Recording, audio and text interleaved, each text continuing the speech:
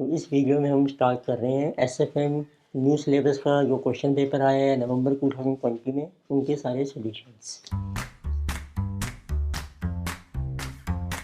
Start करते हैं one by one. तो पहले स्टार्ट कर रहे हैं क्वेश्चन नंबर 1, इसका पार्ट है ए।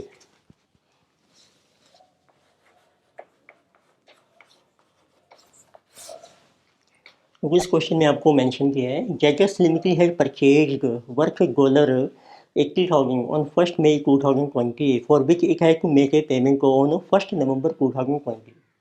तो इसमें से फॉरेक्स से रिलेटेड लग रहा है क्वेश्चन, क्योंकि आपको दिया है कि जैसे कंपनी ने परचेज किए डॉलर 1st मई को, तो इसकी इन्फॉर्मेशन मेंशन करके तो today date is given 1st May, this is 2020। So name of company is Gadgets Limited. So has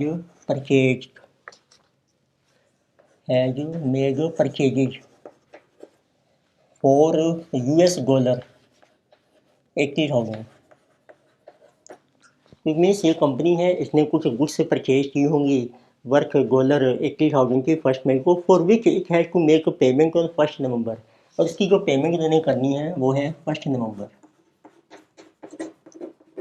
2020। तो अब इसका टाइम गैप चेक कर लीजिए, तो टाइम हमारा बन रहा है 6 मंथ्स का।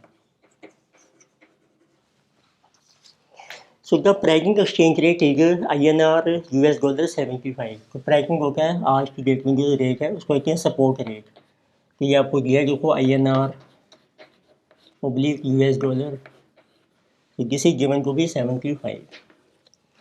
तो जब इस टाइप से कोटेशन होती है तो जो रुपी है INR, ये हमारी बेस कर इसमें आपकी बेस है, और ये आपकी है जिसमें कोटी करेंसी।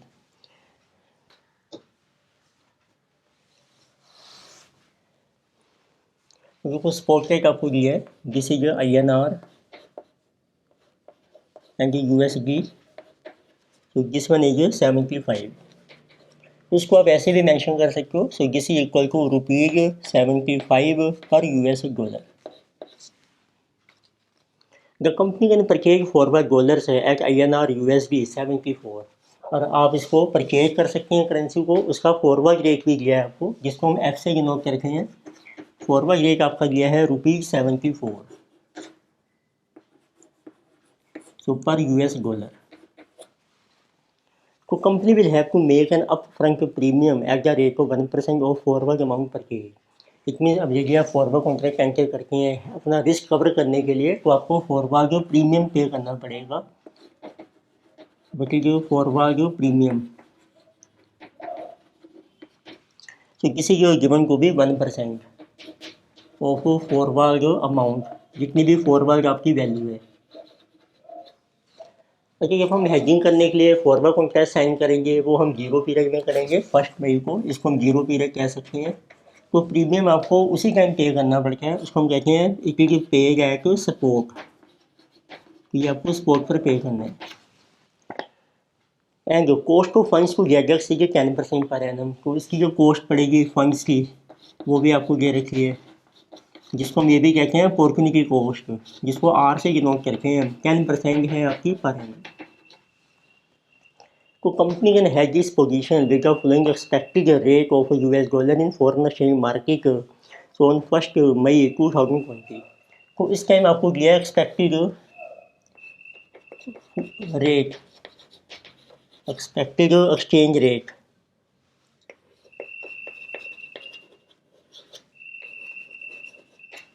इसमें से क्या फॉरवर्ड हेजिंग नहीं करते हैं तो कितना रेट होगा हमारा 1st नवंबर को, उसकी हमने एक्सपेक्टेशन कैलकुलेट की है।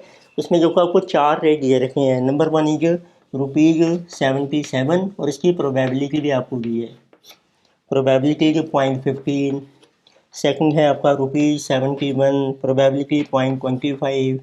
थर्ड रेट इज 79, प्रोबेबिलिटी 0.20, यानी कि 74 एंड 0.40। तो you are required to advise company for a suitable cover for risk. तो आपने देखना है कि कौन सा ऑप्शन बेटर है, हमें फॉरवर्ड हेजिंग करनी चाहिए या नहीं करनी चाहिए। तो पहले कैलकुलेट करते हैं। तो if we enter into forward hedging, so what will be total payment.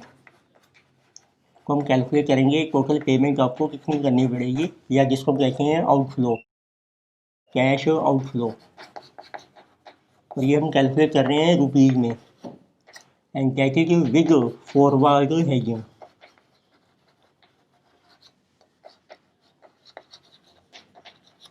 तो पहले आप कैलकुलेट कीजिए इस केस में कि आपकी फॉरवर्ड पेमेंट कितनी होगी। फॉरवर्ड पेमेंट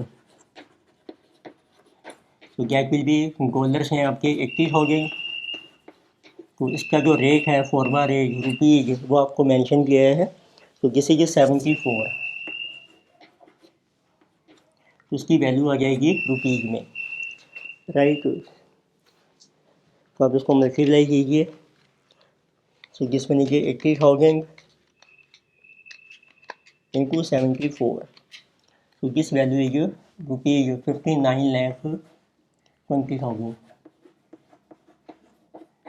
अब इसके ऊपर आपको पड़ेगी cost plus cost of forward premium, तो फॉरवर्ड आपको प्रीमियम पे करना पड़ेगा।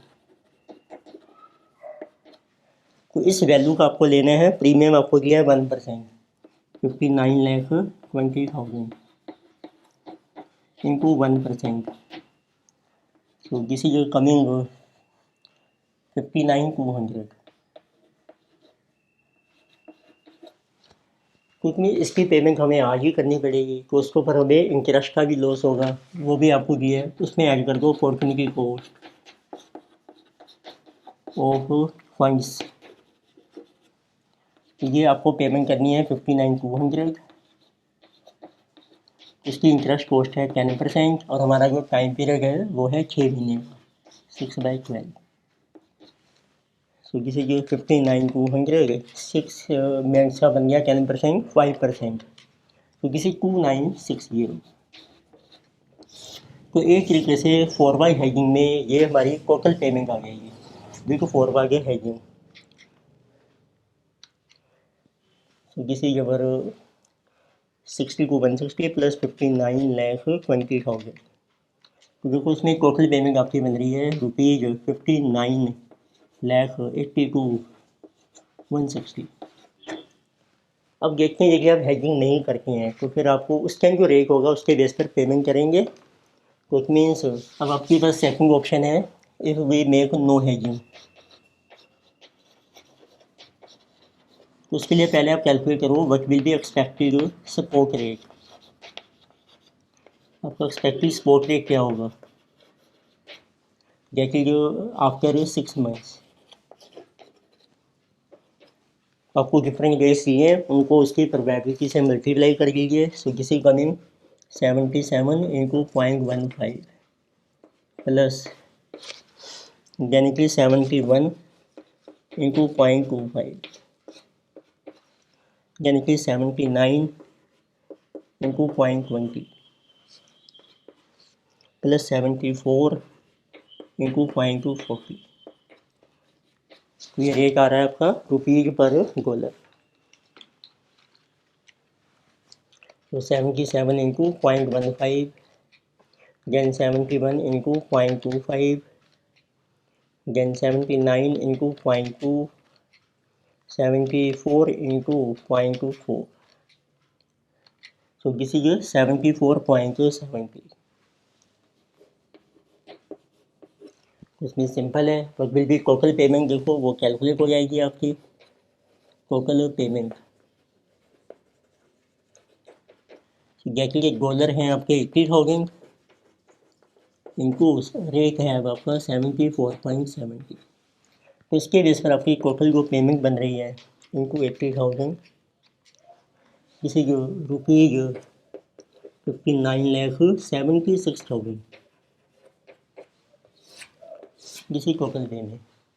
तो उस केस में टोटल पेमेंट जिसमें कम होगी तो ये बेटर ऑप्शन है आपके पास।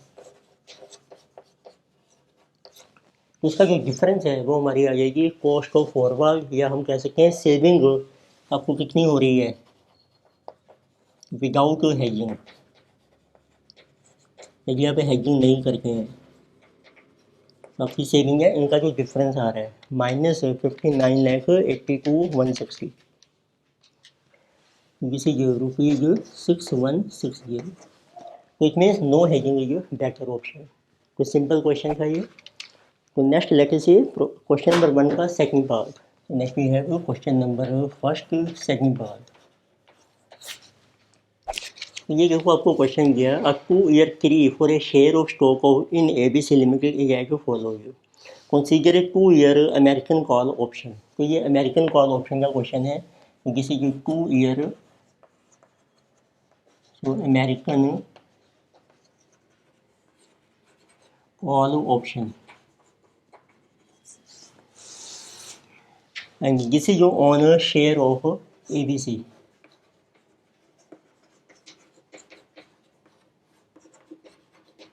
This is on share of ABC limited. देखो उसका आपको देखा गया है 2 साल का, एक आपको देखो नाउ,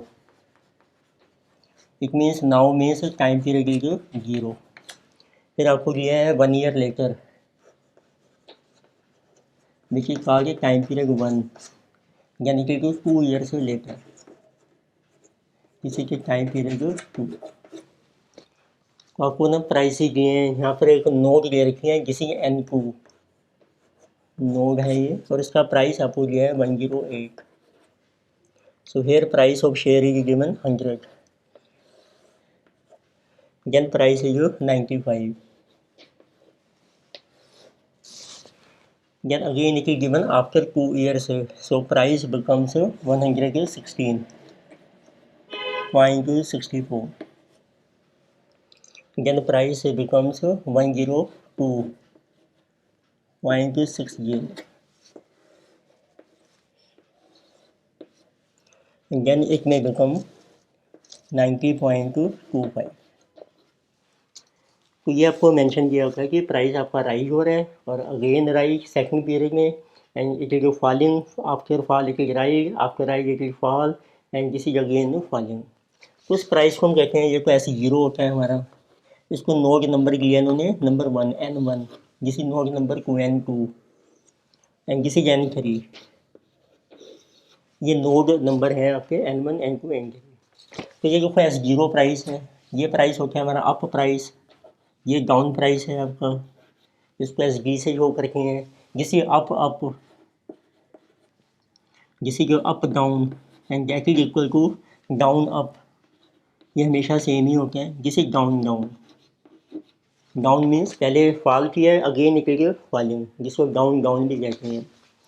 इसमें आपको इनको कैलकुलेट करना है, देखिए स्ट्राइक प्राइस आपको दिया है 98, एक्सरसाइज प्राइस जिसे कि 98, करंट प्राइस ऑफ स्टॉक है 100, वो आपको दे ही रखा है। So risk free rate of interest 5% per annum, को RF दे रखा है आपको, जैसे कि 5% per annum. So with continuous compounding and और ई की पावर भी दे रखी है आपकी, ई की पावर है 0.05, जिसे 1.05, सो 127। So assume time periods of 1 year each using binomial model, calculate the probability of price moving up and down। तो सबसे पहले आपको ना प्रोबेबिलिटी निकालनी है प्राइस की moving up and down. Probability को फार्मूला क्या होता है, नंबर 1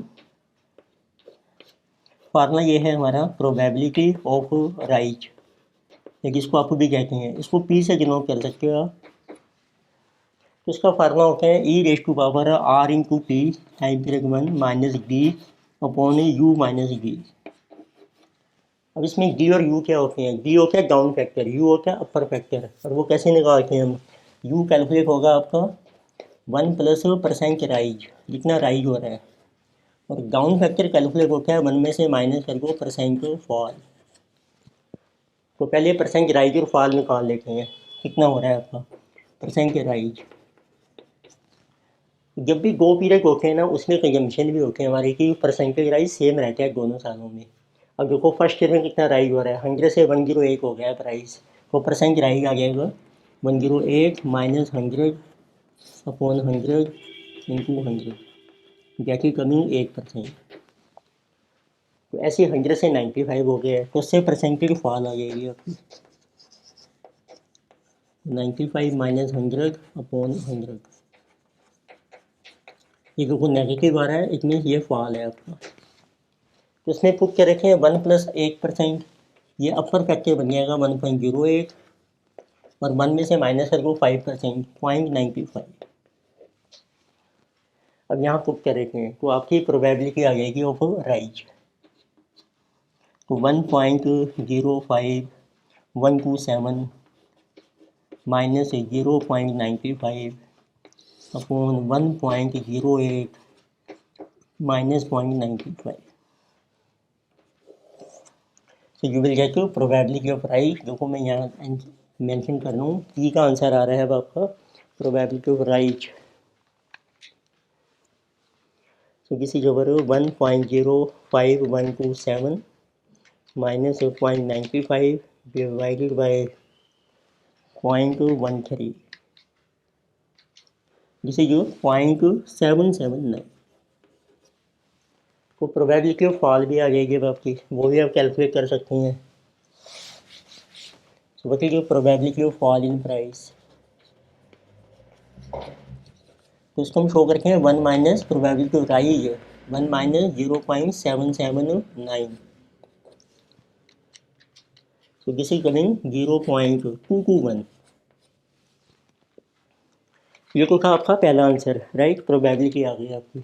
सेकंड उन्होंने पूछा है what is expected pay off at each node getting n1 n2 n3 round off up to 2 decimal. अब अपने पे ऑफ निकालना है, जैसे ये कॉल ऑप्शन है, इसका पे ऑफ निकालेंगे हर नोड n1 n2 n3 पर। तो उसके लिए पहले देखते हैं इस वैल्यू पर हमारी कॉल की क्या पे ऑफ है।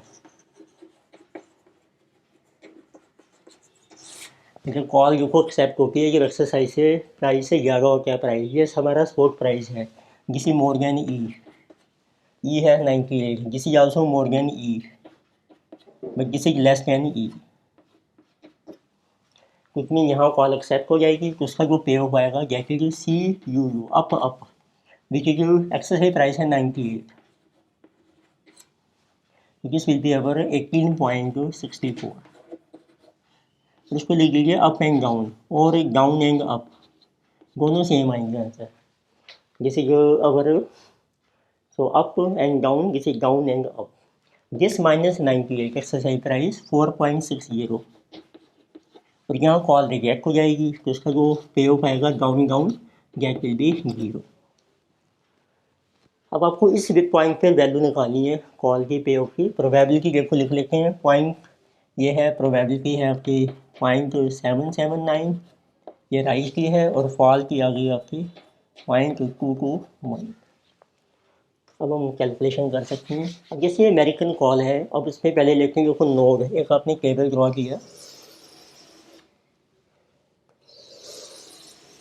यहाँ पर हम लिख रहे हैं नोड आपकी कौन सी है, लेके से N2। यहाँ पर गो पे ऑफ निकालेंगे कॉल के, एक तो एक्सपेक्टेड आएगा, जैसे ये फ्यूचर में गया आफ्टर 2 ईयर्स, ये कॉल की वैल्यू है, इसकी निकालो एक्सपेक्टेड प्रेजेंट वैल्यू इस टाइम पर, और 1 ईयर के लिए इसको कर देंगे डिस्काउंट। तो उसका फार्मा क्या है, उसको कहते हैं एक्सपेक्टेड पे ऑफ।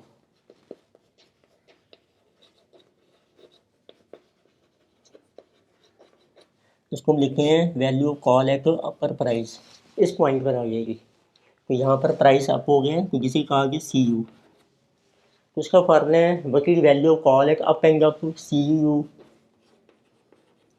इनटू उसकी प्रोबेबिलिटी कितनी है राइज की, plus value call at up and down C U B और इसकी प्रोबेबिलिटी कितनी है 1 माइनस पी, और उसकी निकालो प्रेजेंट वैल्यू 1 साल के लिए। पी वी फैक्टर वही है, ई कॉन्टिन्यूस कंपाउंडिंग है, तो ई की पावर से डिवाइड कर दो, 5% हमारा रिस्क फ्री रेट है, उसकी वैल्यू आपको दे रखी है 127। तो ये आपकी आ जाएगी एक्सपेक्टेड पे ऑफ। तो इसको सोल्व करते हैं, सी जी जो है देखो 18.64, प्रोबेबिलिटी है 0.779 और अप एंड डाउन में है 4.60 221 divided by 1.05127। So this value 18.64 times 0.779 यानी कि 4.6 times 0.221 so divided by 1.05127. This value coming 14.78. अब इसको कंपेयर करेंगे, एक्चुअल पे ऑफ देखो कितना है हमारा इस पॉइंट पर,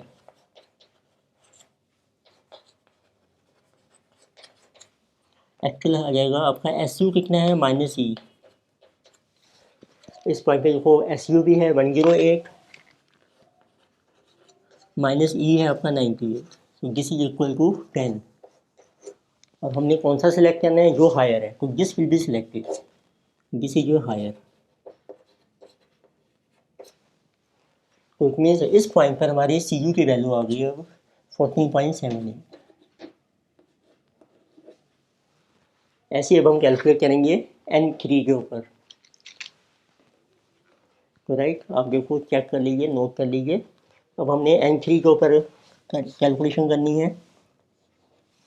ये बन जाएगा वैल्यू कॉल है कि डाउन प्राइस, इसको हम कह सकते हैं CB, एक्सपेक्टेड पे ऑफ। इस पॉइंट पे आएगा ये को पे of CUB and CBB। Remaining formula same है आपका। CUB है देखो 4.6। देखो अब इस पॉइंट पर कैलकुलेट कर रहे हैं, तो ये राइज हो रहा है, राइज की प्रोबेबिलिटी है 0.779 और ये फॉल हो रहा है, इसकी वैल्यू है 0 into 0.221 divided by this factor 1.05127। ये आपकी एक्सपेक्टेड वैल्यू आ जाएगी।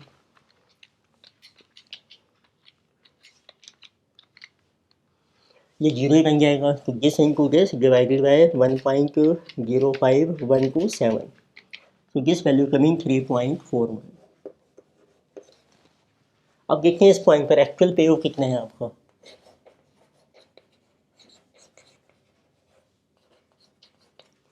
अब यहाँ पर देखो जो आपका SD है ये आपका लेस हो गया एक्सरसाइज प्राइस से, तो कॉल रिजेक्ट हो जाएगी। तो इसमें उसका जो पे ऑफ आएगा अब जिसकी की CB एक्चुअली जो 0, तो आपने लेना है हायर। तो अमेरिकन कॉल में हमें ऑप्शन मिलती है कि हम 2 वैल्यू कैलकुलेट करके हैं, उनमें से जो हायर होती है वो सिलेक्ट कर सकते हैं। तो इट मीन्स यहाँ पर अब आपकी जो है वैल्यू आएगी कॉल की एक डाउन प्राइस पर CB, जिसे जो 3.41। अब इस वैल्यू की आप कैलकुलेट करो प्राइस वैल्यू। अब S0 0.N1 जिसका नाम है, वहाँ पर आपकी पे ऑफ आ जाएगा कॉल का, यह वैल्यू आ जाएगी। अब इसको कैलकुलेट कीजिए आप। उसमें अब हम N1 नोट के ऊपर कैलकुलेट कर रहे हैं, बस यहाँ पर हमारा एक्सपेक्टेड ही आएगा, एक्सपेक्टेड पे ऑफ कॉल, इसको हम लिखते हैं C0 0 पॉइंट पर, तो इसकी वैल्यू है CU into probability of rise plus CD into probability of fall और इसकी present value divided by e⁻⁵ 0.05।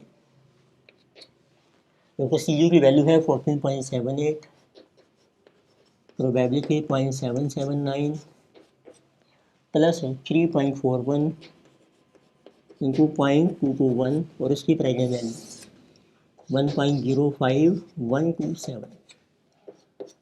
ये हमारा फाइनल आंसर आ रहा है N1 के ऊपर।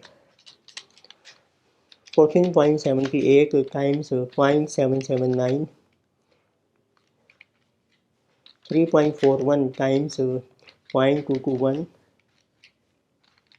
Divided by 1.05127। This value is 11.67। This is our value call eight N1 point. तो simple question था अमेरिकन कॉल।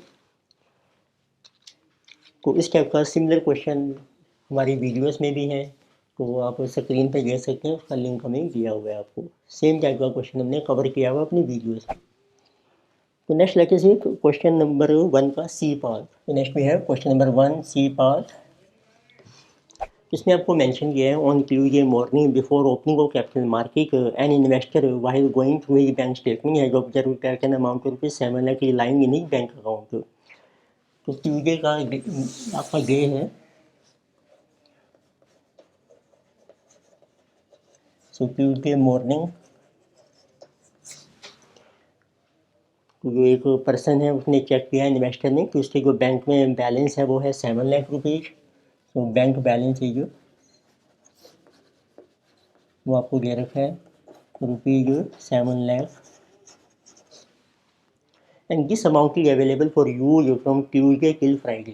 तो ये मनी जो है वो अवेलेबल है आपके पास ट्यूजडे से लेके Tuesday, Wednesday, Thursday and Friday till Friday. तो इतने कितने नंबर ऑफ डेज हो गए आपके? 4 डेज हो गए आपके पास, क्योंकि ट्यूजडे की मॉर्निंग है तो ट्यूजडे का दिन भी काउंट हो जाएगा। टोटल बन गया आपके 4 डेज के लिए आपके पास ये मनी अवेलेबल है। And bank requires a minimum balance of ₹1000 all the time, जिसमें आपको मिनिमम बैलेंस ही मेंटेन करना है। तो मिनिमम बैलेंस आपका होना चाहिए ₹1000। So bank Gisman and investor desires to make a maximum possible investment value। Investor ने ना अब कुछ मनी इन्वेस्ट करनी है। Investor has to invest, so he wants to determine what is the maximum possible investment where value at risk should not exceed। अब इस तरीके से इन्वेस्टमेंट करनी है कि जो आपका वैर है, वैर होता है कि मैक्सिमम कितना लॉस हम बियर कर सकते हैं। तो it should not exceed the balance lying in your bank account. तो उसमें जो वैर होना चाहिए आपका लेस देन और इक्वल टू जो आपका बैलेंस है, balance our lying in bank account, जितना बैलेंस आपके पास है बैंक अकाउंट में। Standard deviation of market price of security. अब जब आप इन्वेस्टमेंट करेंगे तो इन्वेस्टमेंट की आपने सिक्योरिटी में, तो उसका स्टैंडर्ड डेविएशन भी है। स्टैंडर्ड डेविएशन है आपका 1.5% पर डे। तो रिक्वायर्ड कॉन्फिडेंस लेवल जो है आपको रखना है, कॉन्फिडेंस लेवल शुड बी 99%। तो इसका मतलब है कि जो आप रिस्क बेयर करना चाहते हैं उसका जो चांस है दैट शुड बी ओनली 1%। तो मतलब कि चांस ऑफ वैर गेट इज ओवर 1%। फिर एक आपको टेबल्स दे रखे हैं, जेड की वैल्यू दे रखी है, नॉर्मल प्रोबेबिलिटीज़। तो you are required to determine maximum possible investment. तो आपको कितनी मैक्सिमम इन्वेस्टमेंट करनी है वो आपने फाइंड आउट करनी है। तो पहले तो आप कैलकुलेट करो कितना लॉस आप बियर कर सकते हो। तो आप देखो नंबर 1 स्टेप है आपका, क्वेश्चन 1 का है ये सी पार्ट। आपके पास देखो बैंक बैलेंस है ₹7 लाख। अब उसमें आपको मिनिमम बैलेंस भी मेंटेन करना है, तो वो लेस कर दो, लेस मिनिमम बैलेंस रिक्वायर्ड, ये हो गया आपका ₹1000। जिसका जो बाकी जो बैलेंस है वो आपके पास अवेलेबल है, balance available. So this is ₹6,99,000। तो दिस इज अमाउंट ऑफ वैर। तो ये आपका वैर का अमाउंट है जो आप बियर कर सकते हैं एज पर दिस क्वेश्चन। अब देखो वैर का फार्मूला क्या होता है, जो वैर का आपने कॉपी यदि किया है तो उसके तरह से तो उसका फार्मूला ये है हमारा। तो VaR means to value at risk, ये होता है कि कितना मैक्सिमम लॉस हम बियर कर सकते हैं इज इक्वल टू, तो उसका फार्मूला है कि आपने कितनी मनी इन्वेस्ट करनी है, investment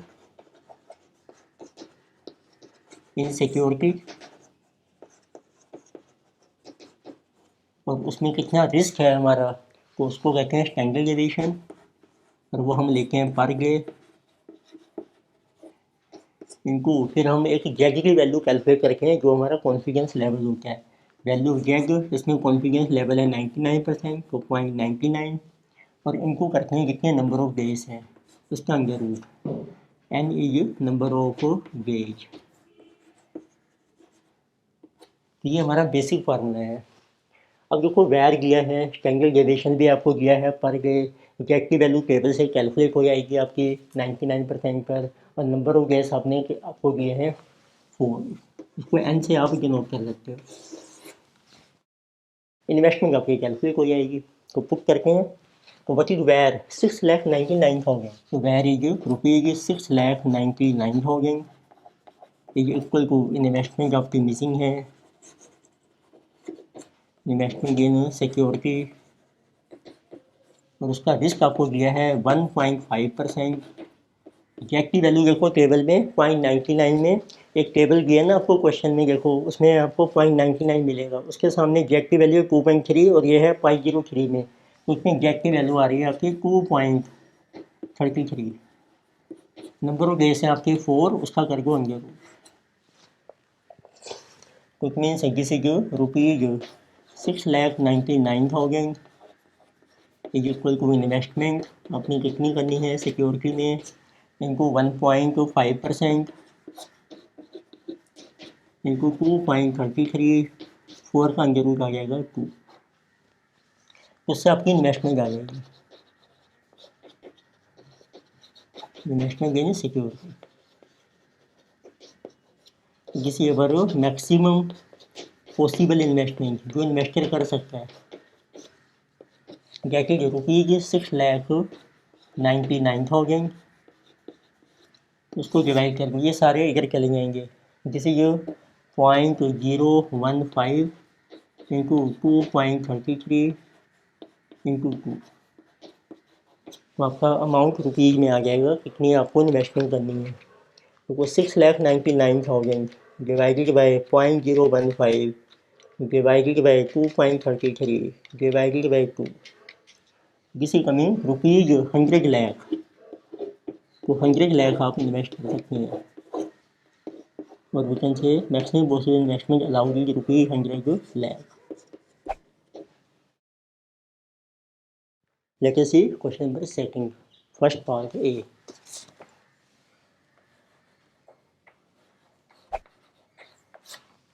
So question second, first part. This question is based on sustainable growth rate.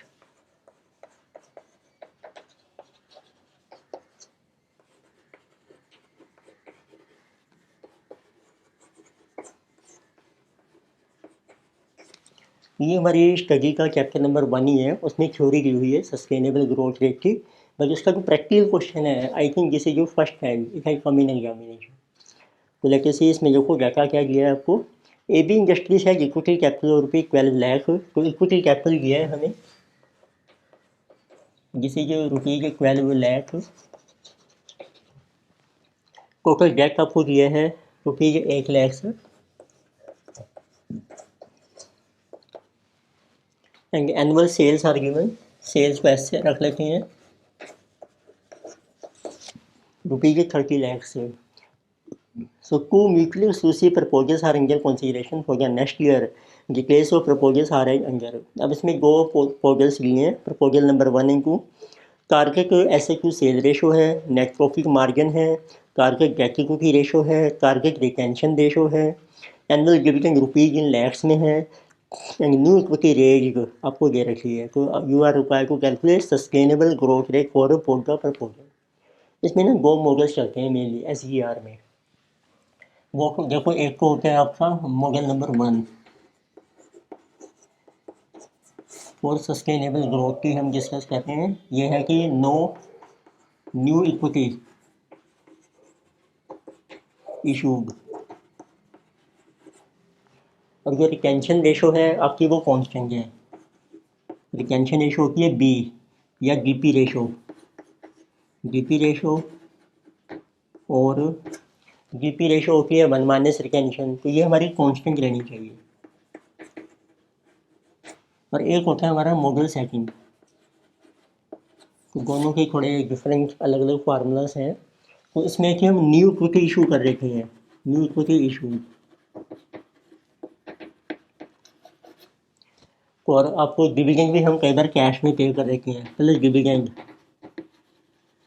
Paid in cash, और रिटेंशन रेशो जो है वो जरूरी नहीं है कि कांस्टेंट रहेगी, चेंज हो सकती है। तो इसमें ना दोनों प्रपोजल इसी बेस पर है। तो फर्स्ट प्रपोजल है हमारा model number 1, no new equity issue, और देखो प्रपोजल 2 में हमने नई इक्विटी भी इशू की है। तो पहले देखते हैं प्रपोजल 1। तो प्रपोजल नंबर 1, इसमें जो आपको दिया है नो न्यू इक्विटी इशूड,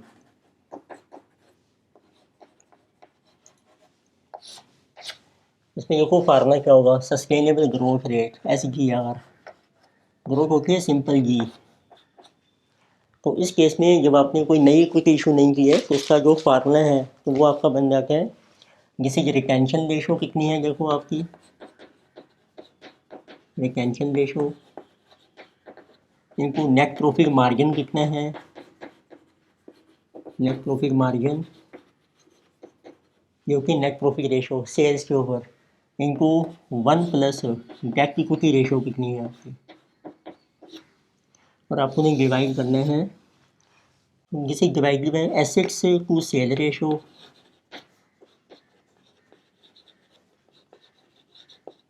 इसमें से माइनस कर दो, यही सारी आइटम न्यूमरेटर वाली, जैसे जो रिटेंशन रेशो इनको नेट प्रॉफिट मार्जिन इनको 1 प्लस डेट इक्विटी रेशो। ये फार्मूला डिराइव होता है, आप मेरी वीडियो देखोगे इस कॉपी के ऊपर, उसमें आपको सारा एक्सप्लेन किया गया है। तो जैसे हमने कुछ सीखा एग्जाम में फार्मूला अप्लाई किया और हम आंसर कैलकुलेट कर सकते हैं। यहाँ मैंने सिर्फ फार्मूला मेंशन किया है, इसको हम शॉर्टकट में भी ले सकते हैं। रिटेंशन रेशो को हम बी से डिनोट करते हैं, नेट प्रॉफिट मार्जिन हो गया NP इनको 1 plus debt equity ratio divided by asset to sale ratio हम लिखते हैं asset upon sale minus retention into NP into 1 plus debt equity ratio. अब देखो प्रपोजल 1 में पूरी इन्फॉर्मेशन आपको दी है क्वेश्चन में एज इट इज। आपको दिया देखो target asset to sale ratio, net profit margin, debt equity ratio, retention ratio सब कुछ दिया है, पुट कर रखे हैं बस। देखो रिटेंशन रेशो कितनी है अब आपकी, यह है 75%, दिस विल बिकम 0.75। फिर देखो नेट प्रॉफिट मार्जिन भी हमें दिया है 4%, ये बन जाएगा 0.04।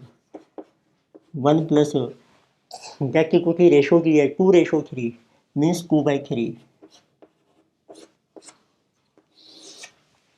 Divided by asset to sale ratio भी लिया है सबसे पहले 0.65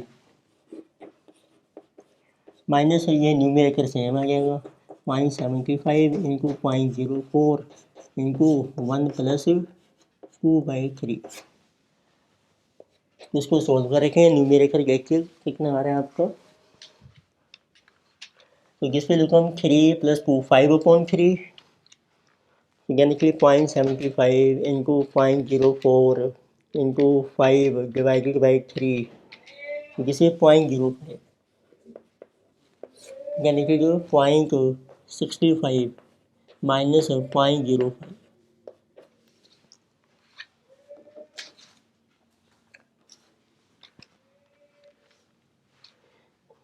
So this will be about 0.05 upon 0.60 divided by 0.6. So this is coming to 0.0833. तो इट मीन्स आपकी ग्रोथ आ गई है 8.33% इज अवर ग्रोथ। तो ये आपकी ग्रोथ आ जाएगी।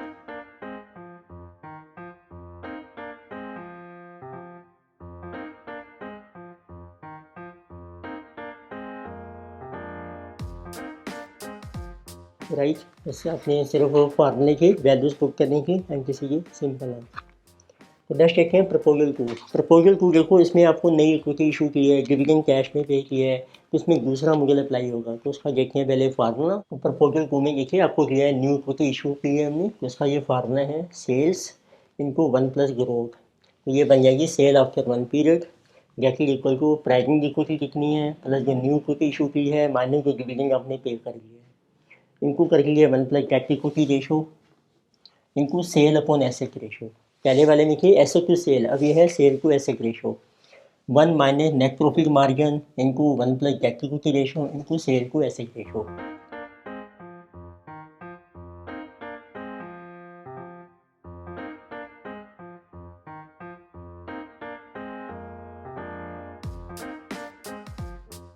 अब देखो प्रपोजल 2 में भी आपको सारा क्या क्या दिया है। तो सेल्स आपको दिए हैं प्रेजेंट जिसे जो गिवन को भी 30, तो sales are 30 lakhs into 1 plus growth आपको कैलकुलेट करनी है सस्टेनेबल ग्रोथ रेट। तो वो प्रेजेंट इक्विटी है आपकी 12 लाख न्यू इक्विटी देखो हमें की है 1 लाख आपने इशू की है, डिविडेंड आपने पे किया है 0.30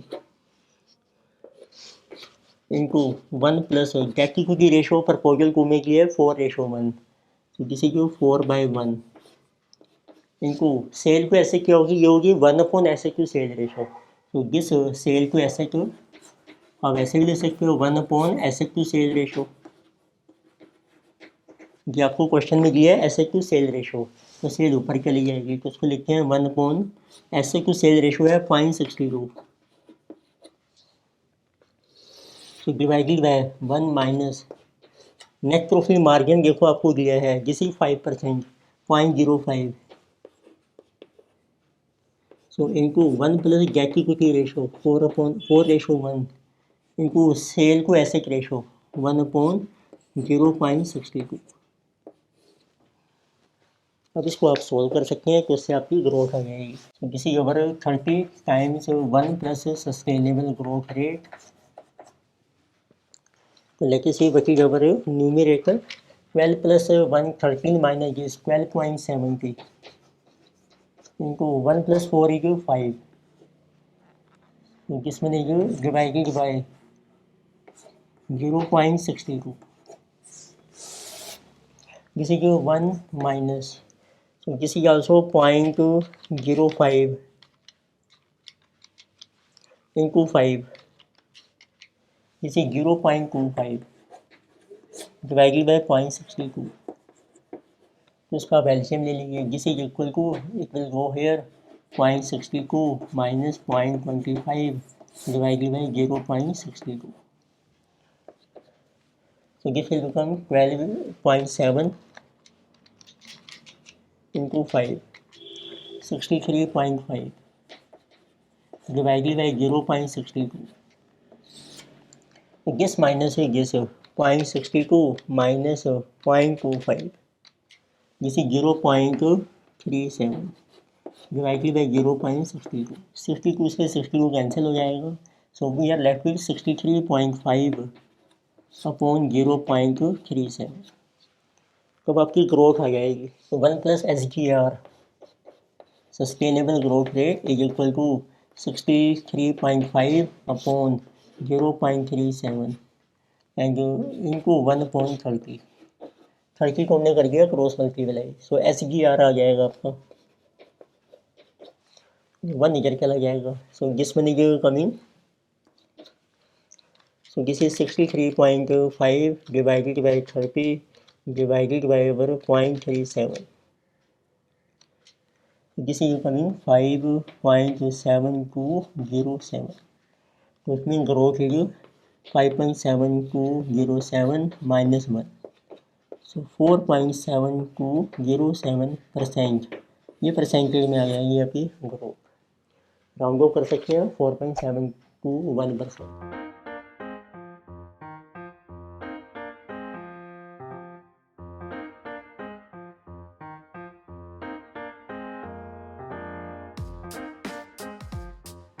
क्वेश्चन सेकंड पार्ट है बी पार्ट, इसमें आपको मेंशन किया है IP Indian firm has a subsidiary in Japan and JK a Japanese firm has subsidiary in India and faced of flowing interest rates, वो आईपी कंपनी है, ये Indian company है, IB ये Indian company, और एक जैकी company है, जैकी जिसी जापानी ये कंपनी, अब उनको दो तरह के लोन मिल रहे हैं, एक है आपका रुपी INR फ्लोटिंग रेट और एक आपको दिया Japanese yen this is fixed rate, this is given BPLR, ये होता है बेसिक प्राइम लैंडिंग रेट या जिसको बेस रेट भी कहते हैं 0.5%, और एक फिक्स रेट का लोन है रेट 2%, जाकी को मिल रहा है BPLR plus 2.5% and 2.25%, so JK wish to borrow rupee loan, तो देखो उनकी ना रिक्वायरमेंट क्या है, इन दोनों ने कुछ मनी बोरो करनी है, उनकी रिक्वायरमेंट आपको दी है। तो exactly wish to borrow rupee loan, तो उसको रुपी लोन बोरो करना है एट ए फ्लोटिंग रेट, जो जिसका रेट चल रहा है floating rate rupee loan. And I B wish to borrow Japanese yen fix rate, इसने बोरो करना है Japanese yen fix rate loan. तो आपको देखना है amount of loan required by both the firm is same at current exchange rate. और financial institution में arrange a swap, तो एक फाइनेंशियल इंस्टीट्यूशन है वो स्वैप अरेंज करेगी, उसको कहते हैं swap dealer. So and requires 25 basis point की कमीशन, तो स्वैप डीलर जो फाइनेंशियल इंस्टीट्यूशन की जो कमीशन है वो आपको दी है 0.25%। So gain if any is to be share by the firms equally, तो आपने देखना है कि गेन हो रहा है तो वो इक्वली शेयर होगा। तो आपको फाइंड आउट करना है whether swap can be arranged which may be beneficial to both the firm. हम देखो क्या स्वैप हम एंटर कर सकते हैं जिससे दोनों को बेनिफिट हो। तो उसके लिए पहले देखते हैं नंबर फर्स्ट पॉइंट में कि दोनों पार्टीज को कौन सा लोन चाहिए। व्यक्ति को चाहिए देखो रुपी लोन, तो रुपी का फ्लोटिंग रेट उसकी कॉस्ट है जिस मच, और आईबी को चाहिए जापानी का फिक्स रेट उसकी कॉस्ट है 2%। अब देखो टोटल कॉस्ट बन रही है 4.5। अब देखिए वो स्वैप करके हैं दूसरा लोन अरेंज करके हैं फिर कॉस्ट बनती है आपकी 2.75, ये बन रही है 4.5। तो समझो बेनिफिट होगा हमें। तो हम कैलकुलेशन करेंगे देखो what is our cost, total cost of interest which is without swap to IB company and JP company. It means IB को कॉस्ट कर दी है 2% और उसकी बन रही है BPLR प्लस 2.5%। तो total cost is BPLR plus 4.5%। But देखिए वो स्वैप करते हैं तो बताइए कॉस्ट विच स्वैप, तो स्वैप में होता है कि अब जो आईबी है वो अब जो है फ्लोटिंग रेट लोन अरेंज करेगा और जेपी अरेंज करेगी फिक्स रेट लोन। इसका रीजन है ये इसको देखो लो रेट पे मिल रहा है, इसको हाई रेट पे मिल रहा है इसके कंपैरेटिवली, बट जो कंपैरेटिव एडवांटेज है ना इसको देखो इसमें कितना है यहाँ पे लॉस सिर्फ 0.25 का लॉस हो रहा है। इस केस में उसको जो हमारा लॉस आ रहा है वो आ रहा है, सेविंग जो आ रही है वो 2% की आ रही है। इसका मतलब यदि ये कंपनी इस लोन को अरेंज करती है 2% सेविंग होगी, पर इस लोन को इस कंपनी के द्वारा अरेंज करने से 0.25 का लॉस होगा, तो नेट हमारी सेविंग आ जाएगी। तो उसको कहते हैं स्वैप इज पॉसिबल, कॉस्ट भी स्वैप आएगी। नाउ आईबी जो है आईबी अरेंज करेगी, अब IB will arrange, it will arrange rupee floating rate loan.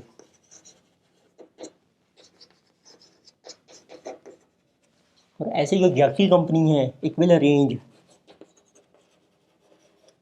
जापानी येन फिक्स रेट लोन। उससे हमें कोई बेनिफिट मिलेगा तो वो देखते हैं कितना बेनिफिट आ रहा है आपको। It means what will B cost with swap, अब आप कैलकुलेट कीजिए कॉस्ट विद स्वैप। अब इसने बोरो किया रुपी फ्लोटिंग रेट लोन, उसकी कॉस्ट पड़ेगी BPLR प्लस 0.5, और इसने अरेंज किया है फिक्स रेट लोन, उसकी कॉस्ट पड़ेगी इसको 2.25। तो इस तरीके से टोटल कॉस्ट आ गई आपकी BPLR प्लस 2.75%।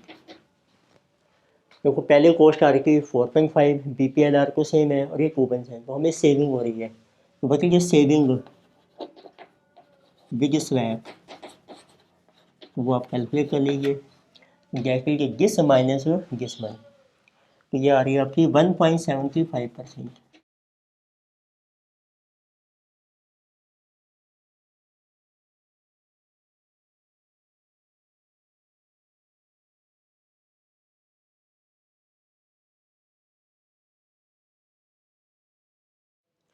अब ये टोटल सेविंग आ गई आपकी 1.75, उसमें से लेस कर दो स्वैप डीलर की कमीशन 0.25, ये आ जाएगी नेट सेविंग।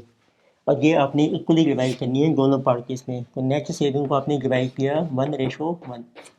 तो इट मीन्स ये जैसे चल रहा है आपका IB कंपनी और ये है जैकी, इसकी सेविंग आ गई 0.75 और इसकी भी सेविंग आ गई 0.75। तो मीन स्वैप एंटर करने से दोनों को बेनिफिट हो रहा है। अब हम कैलकुलेट करके उनकी नेट कॉस्ट कितनी बढ़ेगी उनको। तो सेकंड पार्ट में पूछा है what rate of interest will the firm and up paying, तो कितना इंटरेस्ट पे करना पड़ेगा। Net interest which is payable by firms.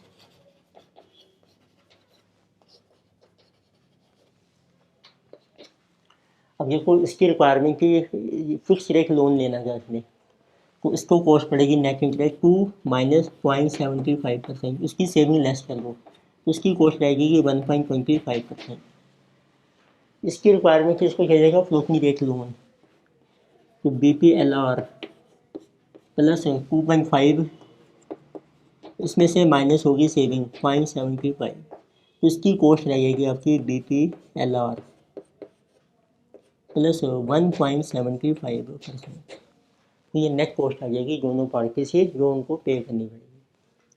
तो इसको हम एक डायग्राम से भी शो कर सकते हैं। लेट अस सी डायग्राम देखिए इसका, वहाँ पे इस तरीके से बना सकते हैं। बीच में आता है जो कि स्वैप डीलर,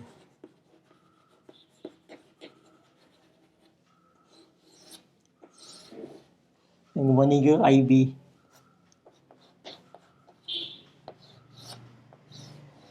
IB ने देखो कौन सा लोन अरेंज करना है, इसने अरेंज करना है रुपी फ्लोटिंग रेट, और उसको फिर ये पे करेगी जैसे BPLR प्लस 0.5%।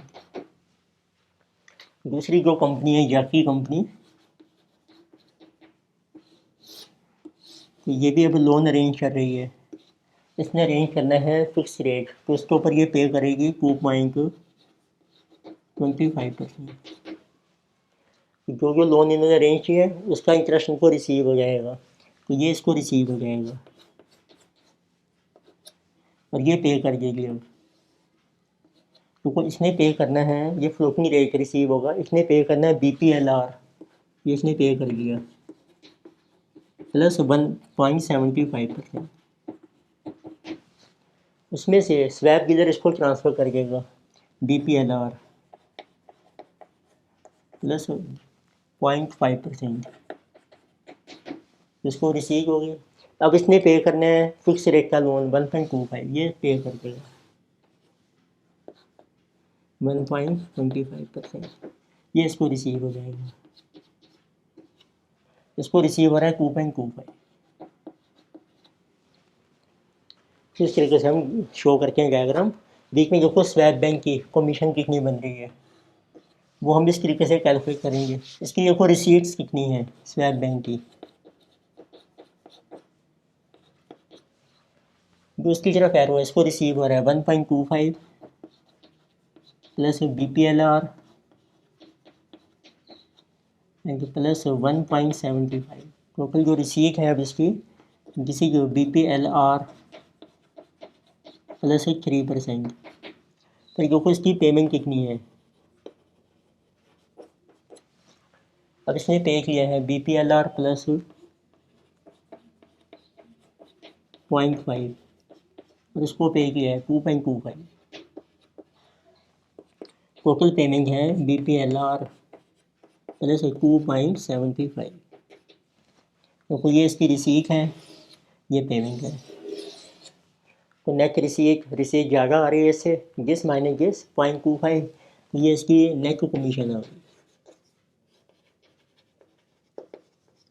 वो वेरीफाई हो जाता है आपका 0.25%, जिसे ऊपर जाएगा।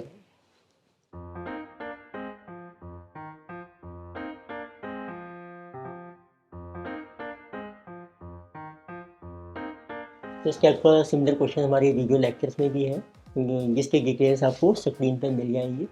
तो आप सेम टाइप का क्वेश्चन आप चेक कर सकते हैं वीडियो लेक्चर्स में। लेकिन सी क्वेश्चन सेकंड का C पार्ट है, ये थ्योरेटिकल क्वेश्चन है, बहुत सिंपल है, तो आप आराम से समझ लीजिए, कोई ज़्यादा मुश्किल नहीं है। तो क्वेश्चन है peer to peer lending and crowd funding are same and traditional methods of funding, do you agree, justify your stand. तो ये जो पीयर टू पीयर लैंडिंग है और जो क्राउड फंडिंग है, ये दो मेथड्स होते हैं स्टार्टअप फाइनेंस में। तो अप्रोक्सीमेटली हम कहते हैं क्या ये सेम है कि नहीं है, उसका मीनिंग देखते हैं। तो crowd funding and peer to peer lending are often regarded one and the same, वैसे हम इसको सेम मानते हैं, बट रीजन क्या है, because they both involve people coming together to provide financial support for startup. क्योंकि इसमें कुछ ग्रुप होता है पीपल का, वो कम टुगेदर कंबाइन और वो एक फाइनेंशियल हेल्प प्रोवाइड करते हैं स्टार्टअप को, इसलिए हम कहते हैं कि ये दोनों सेम है। बट इसमें ना कुछ मेजर डिफरेंसेस भी हैं, but the following are the major differences between the two. तो देखते हैं पीयर टू पीयर लैंडिंग में और क्राउड फंडिंग में मेन डिफरेंस क्या है। तो पीयर टू पीयर ये loan, the money will be repaid by the borrower with interest and no control is acquired. तो पीयर टू पीयर में जो पैसा दे रहे हैं पीपल जो है स्टार्टअप के लिए, वो लोन माना जाएगा। तो इसका मतलब जो स्टार्टअप जो मनी बोरो कर रहा है वो उसने वापस भी करना है विद इंटरेस्ट के साथ, और उसमें कोई कंट्रोल भी नहीं मिलेगा उन पीपल जो इन्वेस्टर्स हैं। बट क्राउड फंडिंग में क्या होता है, crowd funding gives investors and equity stake in the project. इसमें वो इक्विटी में इन्वेस्ट करते हैं स्टार्टअप की, इस तरह से उनको इक्विटी में इंटरेस्ट मिलेगा and they literally take ownership. तो एक तरीके से उनको ओनरशिप का राइट मिल जाता है स्टार्टअप वेंचर में। तो ये हो गया हमारा पहला डिफरेंस है। सेकंड देखते हैं रिस्क से रिलेटेड है हमारा, रिस्क कितना होगा। तो जब स्टार्टअप है, नया वेंचर है, रिस्क तो वैसे ही ज़्यादा होता है, पता नहीं प्रोजेक्ट सक्सेस होगा कि नहीं। और जो लेंडर्स हैं पीयर टू पीयर के केस में, the main risk is that when lending money is that the borrower doesn't पे बैक। अब जिसने लोन लिया है स्टार्टअप ने, हो सकता है वापस ना करे, तो ये मेन रिस्क तो है ही। एंड पीयर टू पीयर जो लेंडर्स हैं can no guarantee that investors money will always be safe. तो इसका मतलब है इसमें कोई गारंटी नहीं है कि इन्वेस्टर की मनी सेफ है इसमें। और देखते हैं सेकंड क्राउड फंडिंग में, for investors if the business does fail. अब देखिए स्टार्टअप है लेकिन वो बिजनेस ही फेल हो जाता है, तो जो शेयर्स हैं, shares are simply worth nothing, तो शेयर की वैल्यू जीरो हो जाएगी, उसमें कुछ भी नहीं रहेगी। It mean and it is not good for the investor. इसका मतलब है इसमें 100% बहुत हाई रिस्क है। थर्ड क्या है, रिटर्न के बेस पे क्या डिफरेंस मिलेगा आपको। पीयर टू पीयर लैंडिंग में क्या है, आपको फिक्स रिटर्न आ रही है, प्रोवाइड से मोर प्रिडिक्टेबल रिटर्न। प्रिडिक्टेबल होती है जो हम एस्टिमेट कर सकते हैं, fixed. And both the return and risk are comparatively low. इसमें रिस्क भी कम है थोड़ा, रिटर्न भी कम है क्योंकि रिटर्न फिक्स है। बट क्राउड फंडिंग में क्या था, उसमें हाई रिस्क है, but it may offer higher rewards in case of success of project. अब देखिए स्टार्टअप वेंचर सक्सेस हो गया तो समझो प्रॉफिट हाई होगा, और इक्विटी शेयर होल्डर को डिविडेंड भी ज़्यादा मिलेगा, रिटर्न भी ज़्यादा मिलेगी, इसका मतलब रिवार्ड भी हाई है इसमें। तो इसका मतलब क्राउड फंडिंग में क्या है, high return high risk, peer to peer lending में लो रिटर्न लो रिस्क। ये मेन डिफरेंस ही है। और peer to peer lending loan है, क्राउड फंडिंग हमारी इक्विटी है। उसमें 10 वीकेंड से गए तो P to P lending and crowd funding are not same नहीं है, एज ट्रेडिशनल इन्वेस्टमेंट की तरह भी सेम नहीं है। क्योंकि क्या होता है, in case of traditional investment investor invest funds to earn profit. Traditional investment में जो हम पैसा इन्वेस्ट करते हैं प्रॉफिट अर्न करने के लिए, but in case of P to P lending and crowd funding which are methods of financing of startup से, ये स्टार्टअप के मेथड हैं। अब स्टार्टअप में तो रिस्क ज़्यादा ही है, तो उसमें हम रिटर्न की इतनी एक्सपेक्टेशन नहीं रखते हैं पहले। तो एन इन्वेस्टर जो फंडिंग है project but not expecting a financial return, but they will be rooting for the project to succeed. हमारा ऑब्जेक्टिव है कि प्रोजेक्ट सक्सेस हो जाए हमारा स्टार्टअप, ठीक है, और उसमें रिस्क दोनों ही है, but they don't stand to gain और लूज मनी इधर वे। पर हम ये भी नहीं चाहते इन्वेस्टर की इसकी मनी डूब जाए, पर वो चाहता है कम से कम प्रोजेक्ट सक्सेस हो जाए ताकि हमें रीजनेबल रिटर्न मिल जाए। तो ये हमने डिस्कस किया इसका थ्योरी क्वेश्चन, तो ये हमने डिस्कस किया है, क्वेश्चन सेशन किया था हमने। तो नेक्स्ट वीडियो में हम डिस्कस करेंगे क्वेश्चन नंबर 3, फाइनल एग्जामिनेशन नवंबर 2020 ऐसे पर। Thank you.